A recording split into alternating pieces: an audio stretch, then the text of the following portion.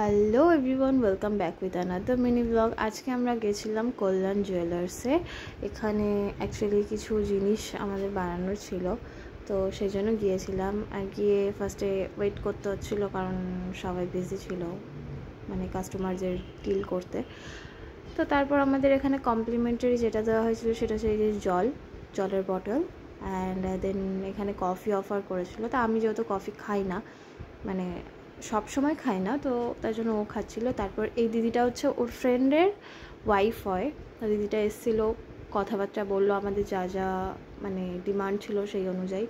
আর এখানে আমি একটা পেন্ডেন্ট চেইন দেখছিলাম যেটা আমার বেশ ভালো লাগছিলো।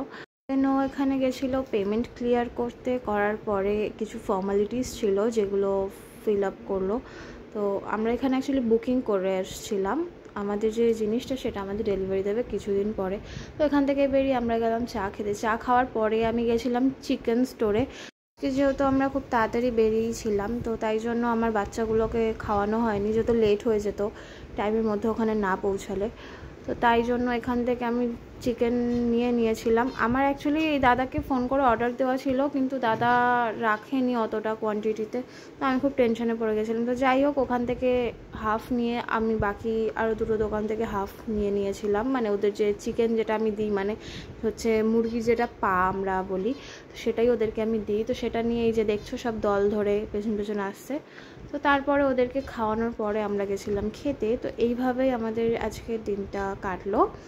তো এখানে চাউমিন ওনাকে খাওয়িয়ে দিতে হচ্ছিলো। তো যাই হোক, কী অর্ডার করেছি সেটা তোমাদের দেখাবো নেক্সট ব্লগে। তো আজকের ভিডিওটা এখানেই এন্ড করছি। আবার দেখা হবে তোমাদের সাথে আমাদের নেক্সট ভিডিওতে। Thanks for watching.